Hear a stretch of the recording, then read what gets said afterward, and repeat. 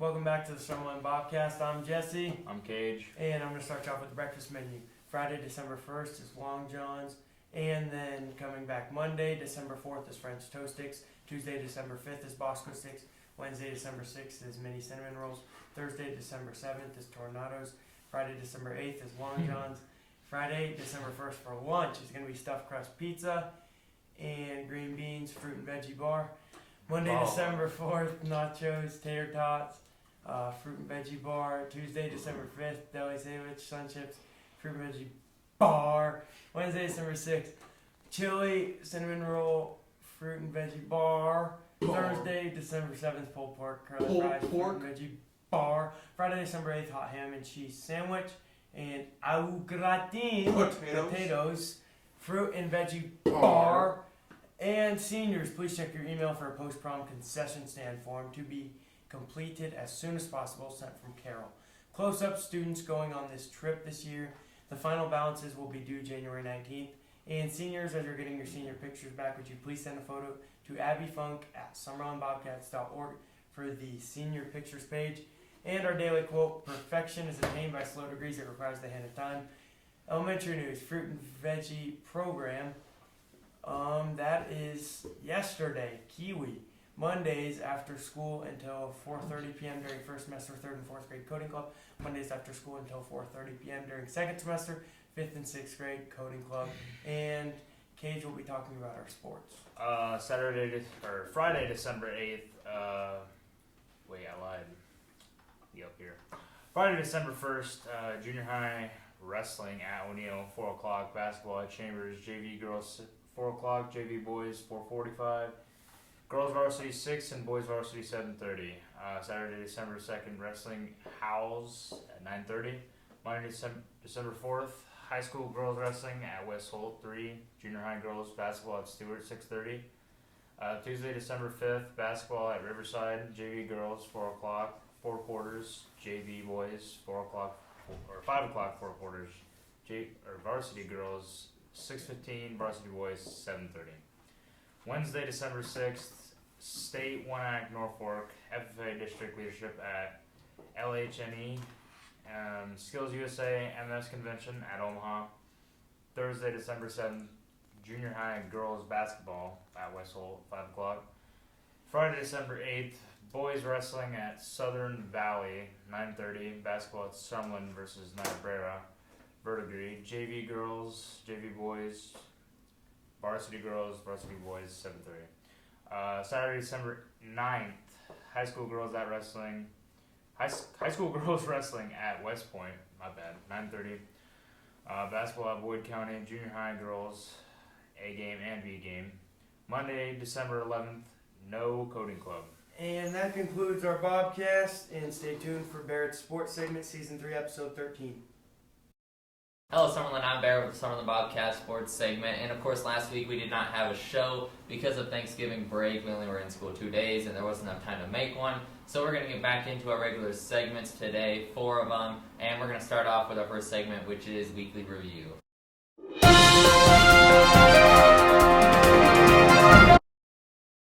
So this is Weekly Review, and of course, not last week, but the week before, we had on Husker baseball player Tucker Timmerman. Big thanks to him for coming on. Can't wait to see what he does this season. But we made some picks in the NFL and college football, and we're going to go over those right now. Not necessarily all the scores, but, big games. Since it was 2 weeks ago, everybody really knows these outcomes, so we don't really have to talk about them too much.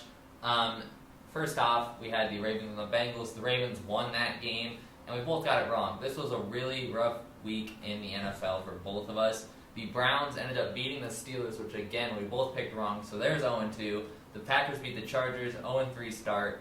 Well, that's probably one of the worst starts I've ever had. Obviously, Tugger doesn't necessarily follow the NFL as much, and that was a rough start. The 49ers beat the Bucs. I think most people could have guessed that one. The Bills beat the Jets. For some reason, I don't even know why I picked the Jets, but I did. So there's 1-4, and the Eagles beat the Chiefs, which we both got right. So 2-4 record in the NFL for both of us. So very rough day in the picks department. As for college football, at the time, number 17 Arizona, they beat number 22 Utah.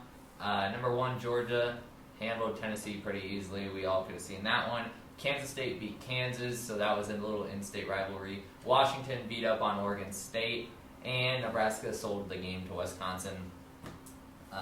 So I don't know if you want to say Wisconsin beat Nebraska or Nebraska beat Nebraska, but however you want to look at it, we'll talk about Nebraska a little later. We ended up going 3-2 in college football, so not a bad week. We both went 3-2. We had all the same picks throughout the show.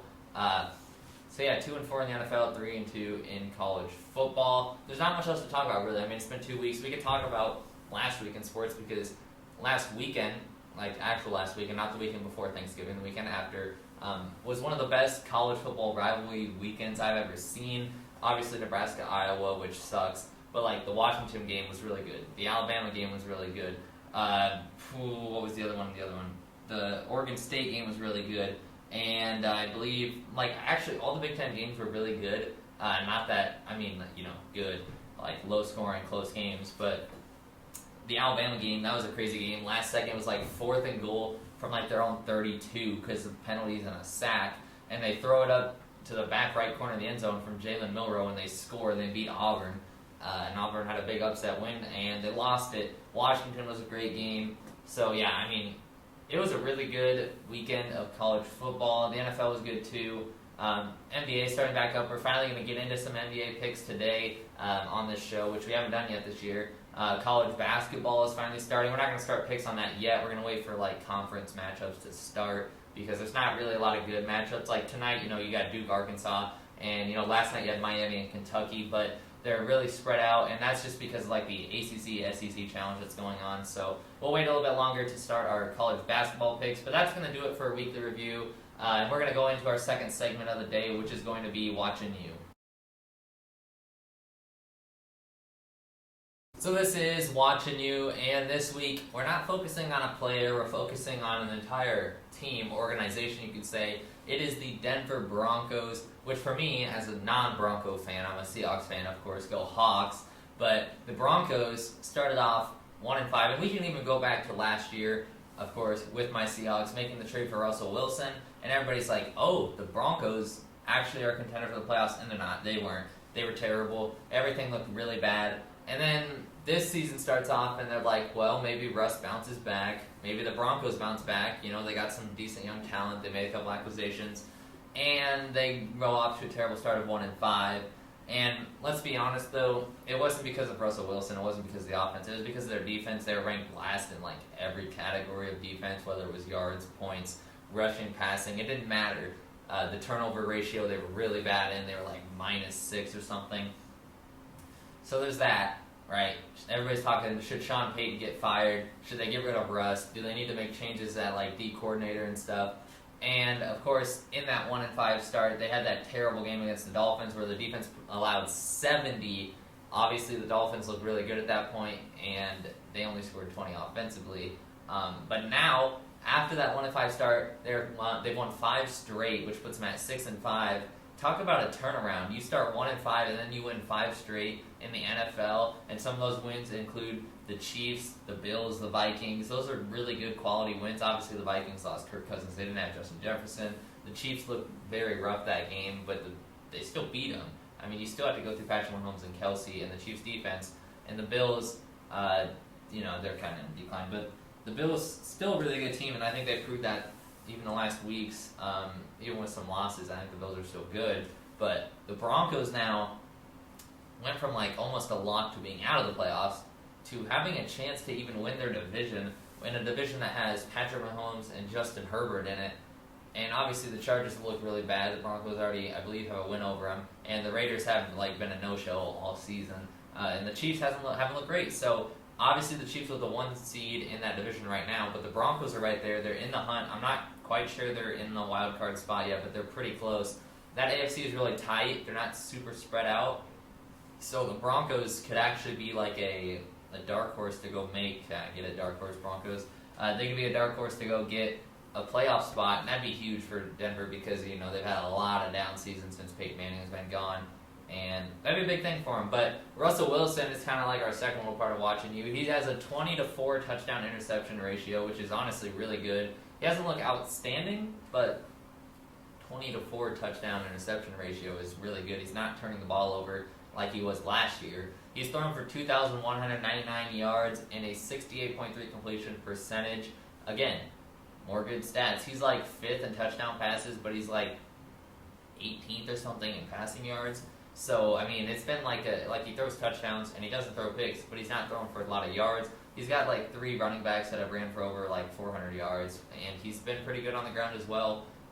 He's made some really good throws, like the one that everybody was like, oh, it's like he's back in Seattle where he scrambles around and he threw it up to Cortland Sutton, and it was like, it showed like, the percentage that it gets caught. It's like 17 or something, and it's like a perfect dot in the corner of the end zone.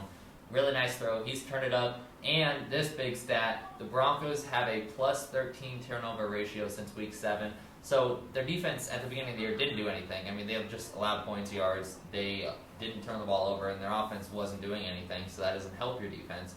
But now, the offense is looking better, and that's allowing the defense to get off the field more, get their breathers, and then get back in the game. And a plus 13 turnover ratio is really good since week 7. So what is that? 5-6 weeks now? So, I mean, they've turned it up. Their defense looks a lot better. I'd actually say they're probably in the running for a wild card, especially when you look at teams like the Chargers and the Bills that aren't even like, the Chargers are like 4-6, 4-7, and the Bills are like 6-6 or something. So, I mean, the Broncos 1-5, they're 6-5 now. Hats off to the Broncos. That's why they get their own little segment here in Watching You. We're gonna move on to our third segment of the day, which is Husker Hour.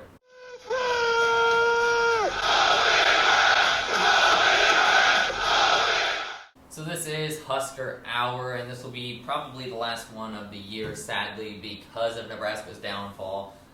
I don't know where to start, right? You start off 0-2, you go to 2-2, you lose to Michigan, you win 3 straight, you're sitting at 5-3, and we're like, oh, we're definitely making a bowl game.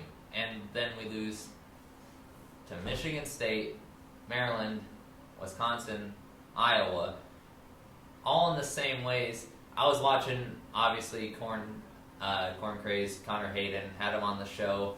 We talk all the time after games. He puts up his live streams right after games, his live reactions. And one of the people in his chat said, different theaters, same movie.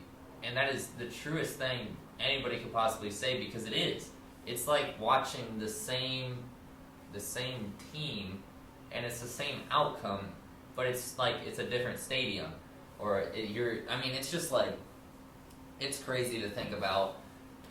First off, another stat, which I guess second because I just said that one. Nebraska lost 3 games of a score of 13-10 on last-second field goals throughout the year. So there's 3 losses right at the end, and you can't blame anyone on the defense, because in all those games, Nebraska turned the ball over 5 times, 4 times, 3 times, 5 times. It's disgusting, the amount of turnovers. Obviously, no bowl game now. There was an outsider's chance or whatever that if enough 6-win teams or enough 5-win teams lost, then there'd be a spot. But there was only like 13 open spots going into Saturday, and 2 of them technically were occupied by like James Madison and some other team that just converted to D1. So really, there was 11. And yeah, obviously they didn't make a bowl. But like teams like Northwestern, Minnesota, Wisconsin, they all make it. Obviously 6 wins, but like look at Northwestern and what they did this year. Everything that happened in that program, and they still got to 6 wins. I mean, that's something that is just like, wow. Because we beat Northwestern, and they still make a bowl. We definitely could have been in a bowl game. There's so many things I could talk about. There's so many things that go through your mind right after the loss. It's like, first off, we could have won it way earlier. Second, the pick by Tommy Hill at the end of the game should have sealed it. I mean, we had plenty of time to just let Alvon at least have a kick, even just go into overtime. We didn't have to push it. And then Chuba, who had not played a terrible game, just right over the middle, there's a linebacker standing there. He had to just absolutely not see him. And then obviously the run at the very end of the game, which was like 17 yards or something, sealed it. So it's rough to talk about because, as a Nebraska fan, like I said, you just see it every weekend. It's the same thing over and over with Maryland, Michigan State, Wisconsin, Iowa. I mean, obviously, next season looks really good. I guess good news, the 4-star lineman from Iowa committed today, or maybe that was last night, I'm not sure. So that's a big help at the O-line, which we're going to need, obviously, in the future. I think Rule still gets a turnaround. And another question is like, did Rule succeed or did he fail? Because going into the season, it's like, well, we could win 6 games, but we know Matt Rule wins like 1 or 2 games in his first year. So like, 5 would be, you would take 5, right? But the way that we got to 5 just seems such of a failure when really 5 wins. Obviously, I think everybody feels the same. We could have won 7. We easily could have won 6. But, the defense, I think, finished like 16 in the nation, which is incredible. I mean, we were ahead of teams defensively like Alabama, Texas, Washington, I think even. And it's just, all the seniors that we lost. I saw another thing that, like, Luke Reitner made all Big Ten third team defensively, and we had, like, 7 other, like, honorable mentions. And that's crazy to me. Like, a guy like Nash Hutmacher doesn't even make an all-defensive team. He gets an honorable mention. Tommy Hill played good enough. I think he could have made it. There was guys like Quint Newsome, Ty Robinson. I think Isaac Gifford was on there. I think Omar Brown was another one. Who would have been the other one then? That's I think it was Jamar Butler made an honorable mention. So, that kind of sucks as well. But you're not really here for the awards. We're here for the bowl game, the extra weeks of practice.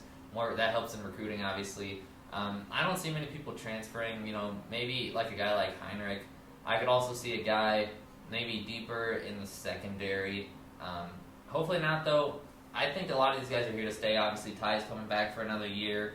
We're getting commits from around the country.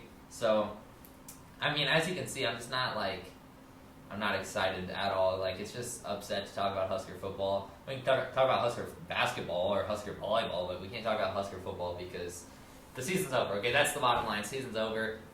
It's a rough time to be a Husker football fan. I guess you can go watch Husker basketball now. They're undefeated, and Husker volleyball is the number 1 seed in the country going into the tournament. So you guys can watch that, but that's going to be basically the last Husker hour of the year until we get some more recruiting news or something. So we're going to go into our final segment of the day, which is going to be game time.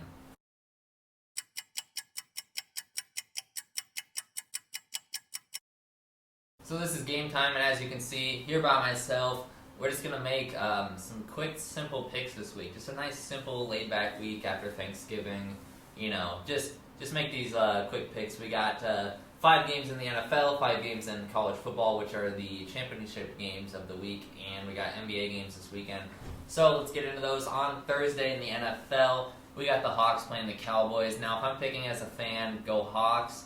But the Cowboys look good enough, and our defense doesn't look that good. But give me the Hawks. The Seahawks will win that one. The Broncos and the Texans, I think this one will be a good game, too, because the Texans lost last week against the Jags, but they played really good. I think the Texans win. We just talked about the Broncos. They're on a 5-game win streak. I don't think they make it 6, so give me the Texans at home as well. The 49ers and the Eagles, not necessarily a battle of the best teams in the NFC, because I don't know if the Niners are the best, like the second best. Obviously, the Eagles are number 1, but the Niners are close. The Eagles at home, so give me the Eagles winning that one. The Chiefs playing the Packers. To me, it's pretty easy. I think the Chiefs win. They're on the road, but Jordan Love is not going to be able to go too crazy against the Chiefs defense, and they win that one. Probably by 10 points or something like that. Maybe 2 touchdowns for Patrick Mahomes. The Bengals and the Jags. I'm going to take the Jags at home. The Bengals kind of falling apart now that Joe Burrow's done, and their offense just seems to have injury after injury, so I'm going to take the Jags. Moving into college football, of course, championship game weekend. We're going to start in the Pac-12 championship, the final one ever. It's number 6 Oregon and number 4 Washington. It's a rematch. I'm going to take Washington again. Michael Penix, he could win Heisman. LSU's there too, but I think Washington and Michael Penix get this game done against Oregon. Going to be a good game. You're going to have to tune into all of these because they're all going to be good. Number 20, Oklahoma State playing number 7, Texas. I'm going to go with Texas in this one at home. Well, not at home. It's at I don't know. I said at home, but Texas, I think, wins it. They've looked good all year. Obviously, a lot of these teams win and you're into the college football playoffs, lose and you're probably out. So, Texas, they got to win to stay alive. They're going to win. They're going to get a big win. Number 1, Georgia. Number 8, Alabama in the SEC championship. Alabama is like, we win this, we could be in, we lose, we're obviously out. Georgia, if they lose, I don't know if you could bump Georgia out. it would be very questionable, like if a team like Michigan or, Washington were to lose, maybe you could keep Georgia. It would be really close. And this one I'm going to take Georgia, though. I think this will be a really good game. I think Alabama is peaking at the right time, and Milroe looks good. But I think Georgia's firepower is too good. I still think they three-peat, which would be incredible for any sport, let alone college football. In the Big Ten Championship, number 3 Michigan, number 17 Iowa. We know what's going to happen. Michigan actually will probably kill them. It'll be like 55-6, and Michigan wins big because Iowa shouldn't even be there. Number 10 Louisville playing number 5 Florida State. This is going to be my upset. Florida State, without Jordan Travis now, of course, for the rest of the season, their quarterback that basically they almost lost last week, which was another one of those good rivalry games over the weekend. But Louisville wins, and they win it a close one. They win their championship in that ACC. Florida State looked good all year, and if you're a Florida State fan, you'd be super mad right now because Jordan Travis was like your savior, and now he gets injured, and your season's basically over. If they win and they get a loss from like Washington or Michigan, maybe even Georgia, Florida State maybe could get in, but I don't think they will, even with a win. So I think Florida State's season will be over, and they'll lose. Finally, in the NBA, we're starting off with the Warriors playing the Clippers. Obviously, I'm picking the Warriors, but they've looked really bad. A lot of bad starts and bad things have happened already, but I'm going to take the Warriors. Pacers and the Heat are two really hot teams right now, literally the Heat. The Pacers with Halliburton and the Heat with Jimmy Butler. I'm going to take Tyrese Halliburton on the road. He's looked so good recently. He might be one of the best, probably like a top 7 guard in the league, maybe even top 5. He might have got there. I'm taking the Pacers to win that one. Hawks playing the Bucks. I'll take Giannis and the Bucks at home. The Thunder playing the Mavs. The Thunder off to a hot start with rookie Chet Holmgren. I'm going to take Luka and the Mavs. They're playing at home.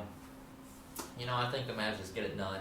I think they're better. And finally, here we got the Nuggets playing the Kings. I'm going to take Jokic and the Nuggets on the road. The Kings look like another good young squad. They looked good last year, and they've just gotten better. But I think the Nuggets, coming off the championship, they still look really good. I think the Nuggets win. So, thank you guys for tuning in to this week's Summerlin Bobcast, and we'll see you next week.